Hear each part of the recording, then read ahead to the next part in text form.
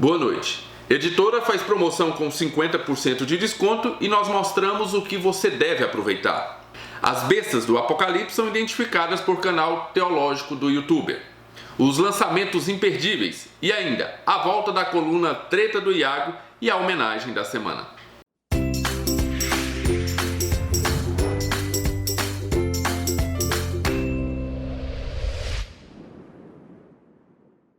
Promoção. A editora E Realizações está com uma ótima promoção até o dia 8 de julho. Todos os livros estão com 50% de desconto e se você pagar no boleto você ganha mais 5%. Essa é uma editora que tem muitas preciosidades. Então, para te ajudar, nós vamos falar de 3 livros imperdíveis aqui, mas lá embaixo, na descrição e no primeiro comentário desse vídeo, tem uma lista mais completa daquilo que você não pode perder dessa editora. Nossa primeira indicação é o livro A Vida Intelectual, a Arte e a Moral, de Sertilanges. O livro foi escrito em 1920 e logo se tornou um clássico para quem deseja conhecimento e orientação sobre o trabalho intelectual. No livro temos a descrição dos princípios para trilhar o caminho do bom, do belo e do verdadeiro. A própria E Realizações já possui uma edição dessa obra, mas agora temos capa dura e foi adicionado nessa edição um outro livro inédito do mesmo autor chamado A Arte e a Moral. Esse realmente é um livro que você não pode perder, é um clássico e que veio agora nessa nova edição em capa dura e com um texto novo do Sertilanges. Pois bem, o link promocional está lá embaixo na descrição e no primeiro comentário desse vídeo. Outro livro imperdível dessa editora é Como Ler Livros, o guia clássico para a leitura inteligente, de Mortimer Adler e Charles Van Doren. Eu confesso para vocês que eu estou lendo esse livro pela 4ª vez e agora eu estou fazendo um fichamento muito mais detalhado. E posso dizer com tranquilidade, falo com tranquilidade, que a cada leitura novos aprendizados são adicionados.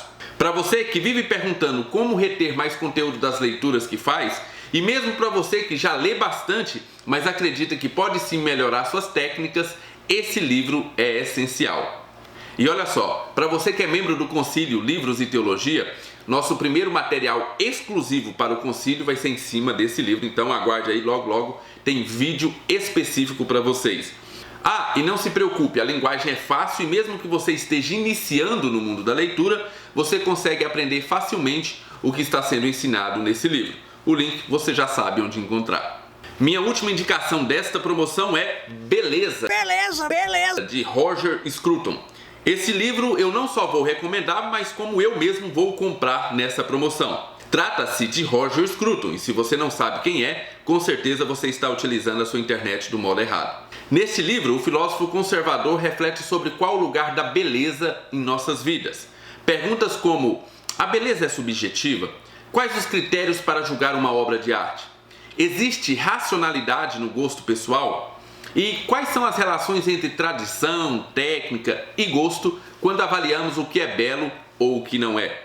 Se você quiser entender um pouco mais dessa obra, eu vou deixar lá embaixo o link da resenha feita pela Tatiana Feltrin, que deve ser o suficiente para que você queira adquirir essa obra, ok? Colocar aí na sua biblioteca como uma das próximas leituras. O link você já sabe, está lá embaixo na descrição e no primeiro comentário desse vídeo. Como eu disse anteriormente, esses são os 3 livros que eu vou apresentar aqui porque eu não quero encher o nosso jornal apenas de indicação. Mas uma lista mais completa de livros imperdíveis estará lá embaixo na descrição e no primeiro comentário desse vídeo. Heresia. Você já ouviu falar de Romilson Ferreira e o canal Manual de Yahweh? Não? Você não está perdendo nada. Então você é um bem-aventurado.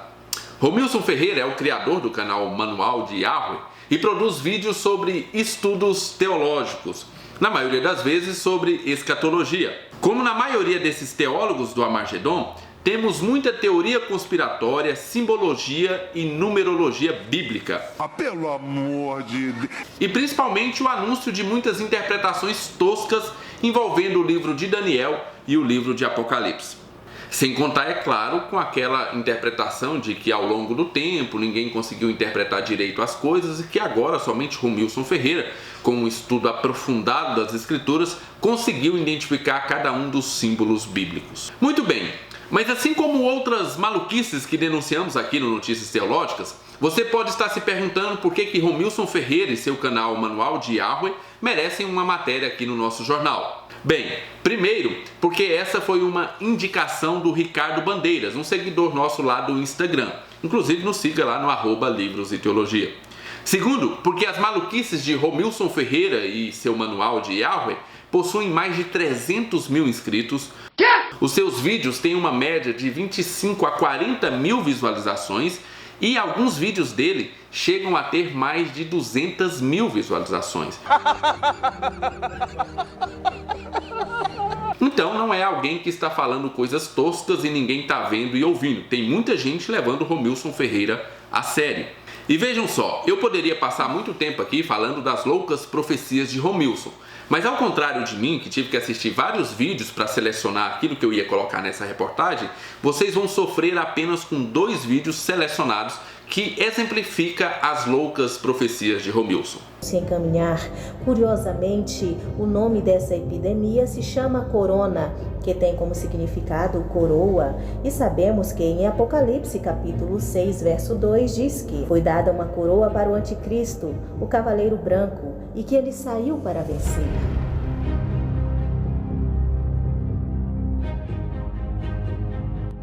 Ah, agora eu entendi! Agora eu saquei! Agora todas as peças se encaixaram! No primeiro exemplo, nós temos um vídeo cheio de revelações bombásticas. A primeira delas é que o coronavírus está descrito textualmente na Bíblia e é, na verdade, a coroa do anticristo.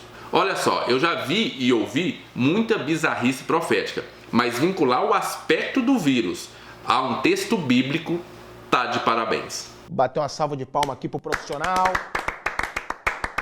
Em segundo lugar, nesse vídeo é nos revelado a identidade das 2 bestas do Apocalipse. Bom, meu nome é Romilson, estou aqui para gravar mais um vídeo. Tem pessoas que dizem assim, por que vocês falam tanto no falso profeta e no anticristo? Veja bem, meus irmãos, nós falamos nesses 2 homens porque as escrituras nos mostram que quando eles subissem para cima da terra, essa seria a última geração, essa seria a geração do fim. E esses 2 homens, tudo indica que um é Emmanuel Macron e o outro é o Papa Francisco. O Papa Francisco é a besta que sobe da terra. E o Emmanuel Macron, tudo indica que ele é a besta que sobe do mar. É a besta política e a besta religiosa. Depois de nos revelar Macron como a besta do mar e o Papa Francisco como a besta da terra, Romilson conclui: como esse pessoal já está vivendo entre nós, então com certeza absoluta nós estamos vivendo a última geração na face da terra antes do arrebatamento. Para Romilson, não há dúvidas. Uma das provas apresentadas para indicar Macron como a besta do mar ou o braço político do anticristo é que Macron prometeu restaurar a economia do mundo inteiro, enquanto Donald Trump e Bolsonaro prometem apenas restaurar a economia do país. Então, com essa megalomania do Macron, com certeza não há dúvidas que ele é o anticristo. E veja só, até a novela da Record é utilizada como comprovação dessas teorias. Então Emmanuel Macron já está se posicionando como filho da perdição. Tem até o anticristo lá naquela novela da Record lá, que ele também surge falando isso. Por quê? Porque o autor ali do filme, ali daquela novela ali, já sabe disso, que o anticristo vai chegar restaurando a questão do clima e da economia mundial. Meu Deus. Nesse vídeo que eu estou apresentando aí para vocês, tem tantos outros absurdos que eu comecei a tratar como stand-up comedy escatológico. Ele fala que Satanás mandou os poderosos da terra obedecerem o filho dele, que nesse caso seria o presidente da França, e que o aperto de mão entre Donald Trump e Macron, na verdade, foi uma forma de medir as forças. Ali, quando os dois apertaram a mão, na verdade, eles estavam medindo a força um contra o outro. Quase uma queda de braço, um revival daquele filme do Sylvester Stallone, Falcão.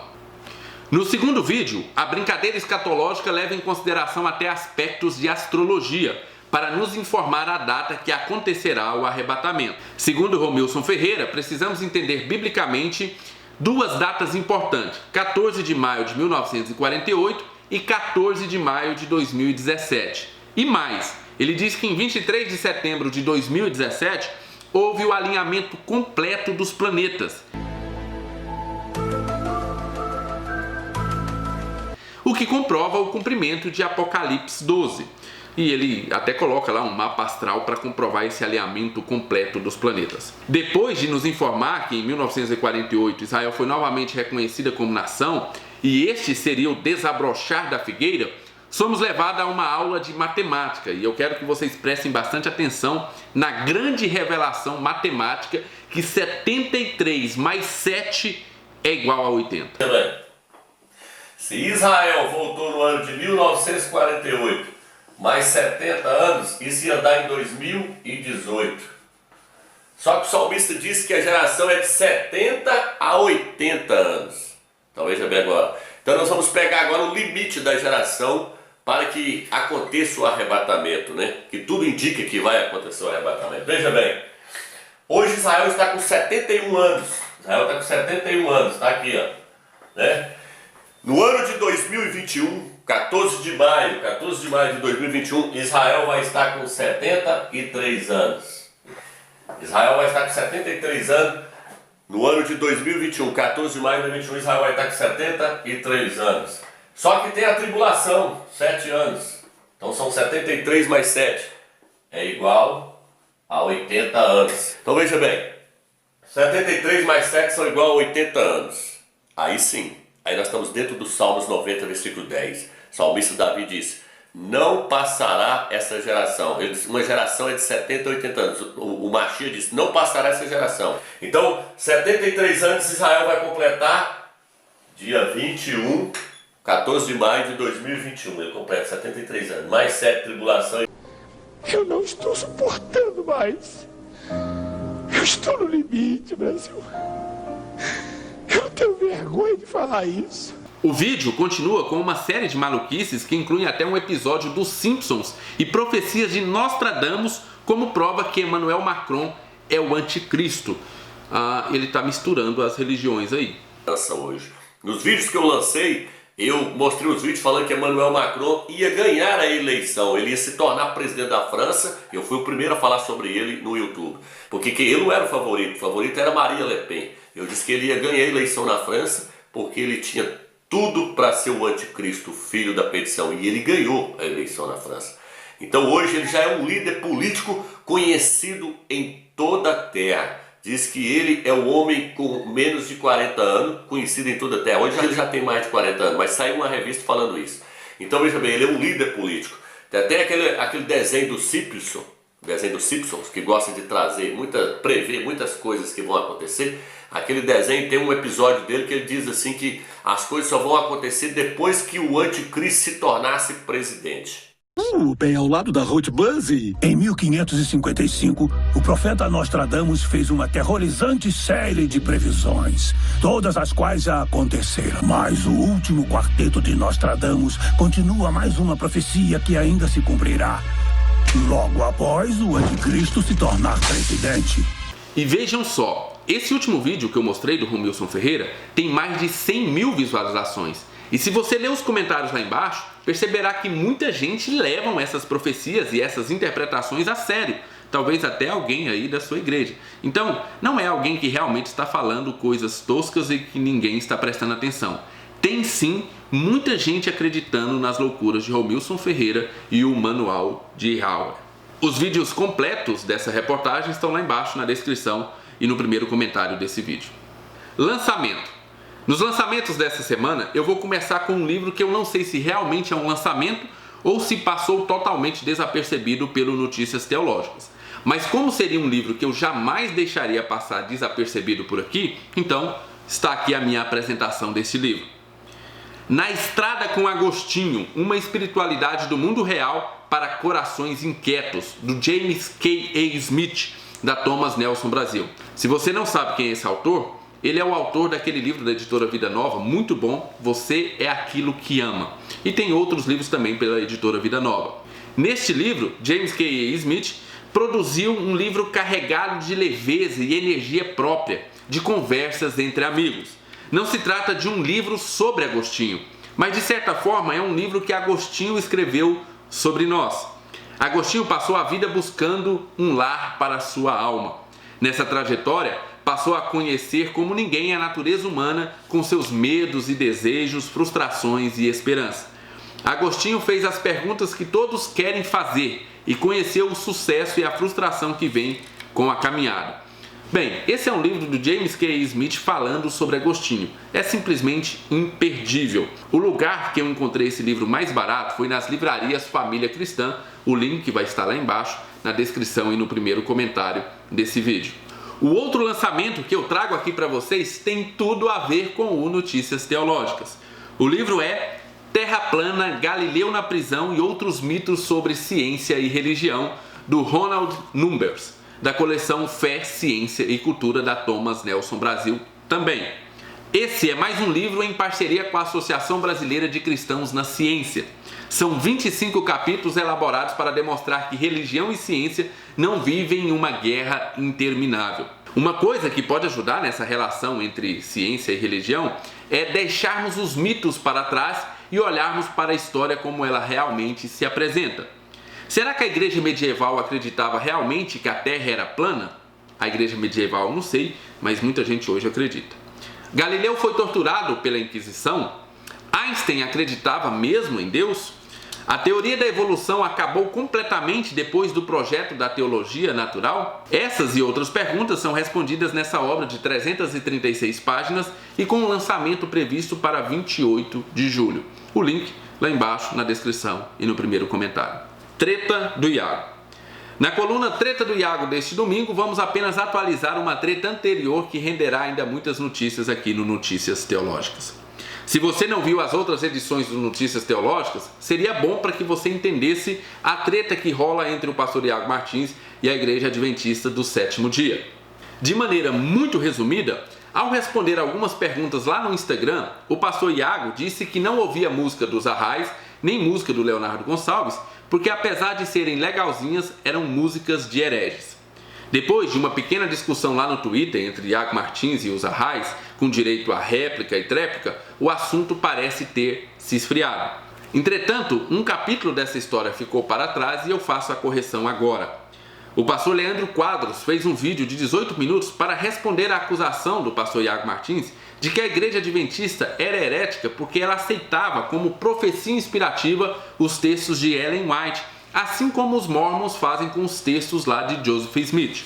Nesse vídeo, o pastor Leandro Quadros começa dizendo que esse tipo de acusação não é nova e que já em 1914 um ex-pastor da Igreja Adventista já provocava esse tipo de distorção na doutrina da igreja. Ele afirma que essa acusação é constantemente apresentada ao longo dos anos pelos opositores do Adventismo, principalmente porque esses opositores preferem estudar aquilo que falam sobre o Adventismo do que estudarem realmente aquilo que o Adventismo fala a respeito dela mesma.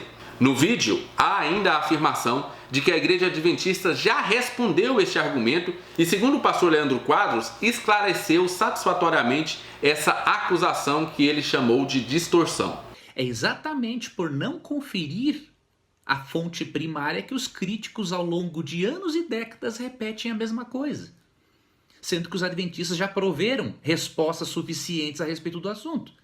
Não se pode ignorar essas respostas. Então eu gostaria que o pastor Iago consultasse essas citações que eu vou apresentar, consultasse obras adventistas e aí visse se realmente a alegação dele tem algum fundamento. Ele vai perceber que não tem fundamento algum. Utilizando uma citação feita pelo esposo de Ellen White, o pastor Leandro Quadros argumenta que os escritos da profetisa não são feitos para complementar a Bíblia, que não precisa de complemento nenhum, mas que Ellen White seria uma profetisa não canônica, ou seja, uma profetisa que não possui textos canônicos. Segundo ele, os escritos de Ellen White não são aceitos como regra de fé e conduta, pois só a Bíblia ocupa esse lugar, mas que são escritos feitos para levarem as pessoas a crerem em Deus e em sua palavra. Então Tiago White aqui apresenta uma visão totalmente equilibrada, protestante, que condiz com o cristianismo. Ele diz aqui que a Bíblia é uma revelação perfeita e completa, ou seja, a Bíblia não precisa dos escritos de Ellen White para ser complementada, ela é a perfeita palavra de Deus. Ele também afirma que ela é a nossa única regra de fé e prática, mas ele também reconhece que não é porque a Bíblia é completa que Deus não possa utilizar-se de outros profetas. Nós queremos que Ellen White faz parte dos profetas, da categoria de profetas não canônicos, né? Ou seja, profetas que não têm livros na Bíblia. E você vê em 1 Crônicas 29 e 29, 2 Crônicas 9 e 29, que há profetas não canônicos, ou seja, profetas que são profetas, mas que não têm livros na Bíblia. E nós queremos que Ellen White faz parte desta categoria. E que a função dos escritos dela não é completar a Bíblia, muito pelo contrário, é levar as pessoas através de testemunhos simples, cartas objetivas diretas, levar essas pessoas de volta à palavra de Deus. Isso pode se perceber ao longo de todo o ministério dela.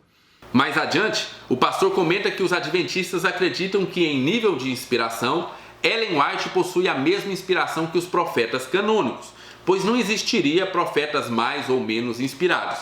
Entretanto, em nível de autoridade e doutrina, somente as escrituras possuem a palavra final. Outro argumento apresentado pelo pastor Leandro Quadros é que a própria Ellen White corrigiu um irmão adventista quando ele estava exagerando no estudo e no valor dados aos seus escritos. Em 1876, Ellen White deu uma repreendida num irmão da igreja que estava meio que exagerando na forma como deveria interpretar os escritos dela. Na carta, ela chama esse irmão, na verdade, os editores deixaram o nome de irmão J, para preservar a identidade da família, obviamente.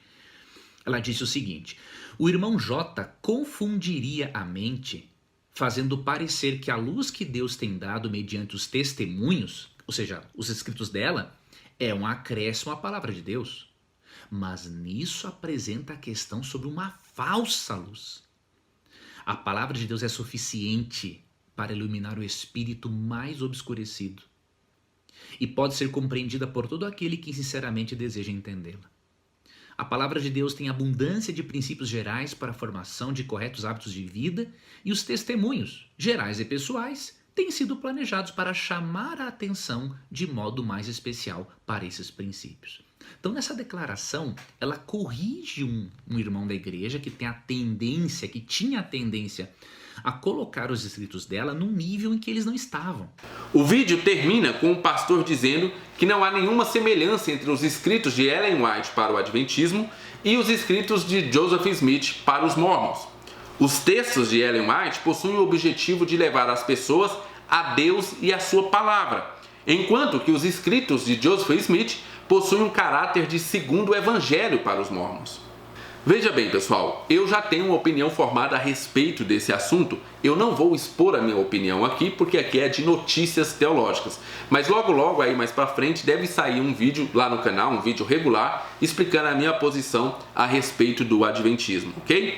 Para finalizar, é importante informar que o pastor Iago Martins disse em seu Instagram que já tinha elaborado uma resposta ao pastor Leandro Quadros, mas que por falha técnica em seu computador acabou perdendo o arquivo. Mesmo assim, ele disse que vai elaborar novamente a resposta e em breve teremos o vídeo dele comentando os argumentos do pastor Leandro Quadros. Se você quer ver o vídeo completo do pastor Leandro Quadros, o link está lá embaixo na descrição e no primeiro comentário desse vídeo. Sorteio! Caso você ainda não esteja sabendo, o canal Livros e Teologia está sorteando 10 livros em comemoração aos 20 mil inscritos.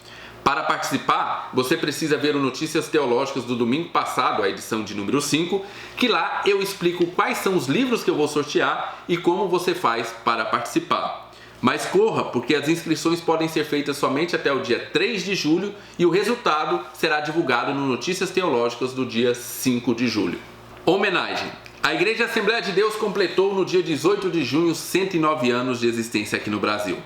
A igreja foi fruto do famoso avivamento da Rua Azusa de 1906 em Los Angeles. No Brasil, instalou-se primeiramente no estado do Pará com o nome de Missão de Fé Apostólica, o mesmo nome empregado lá no movimento de Los Angeles, mas sem nenhum vínculo administrativo com William Seymour. O nome Assembleia de Deus só passou a ser utilizado aqui no Brasil em janeiro de 1918, em decorrência da fundação das Assembleias de Deus lá nos Estados Unidos. Depois de uma forte expansão pelo próprio estado do Pará, pelo Amazonas e por todo o Nordeste brasileiro, chegou no Sudeste em 1922. Em 2011, estimava-se que a denominação possuía 22,5 milhões de membros só aqui no Brasil. Possuo um carinho muito especial por essa denominação, pois foi através dela que praticamente todos os meus familiares conheceram o Evangelho. Então, parabéns à Assembleia de Deus e a todos os assembleanos pelos seus 109 anos. Que Deus derrame graça e favor sobre essa denominação e que vocês continuem com essa pegada de evangelização.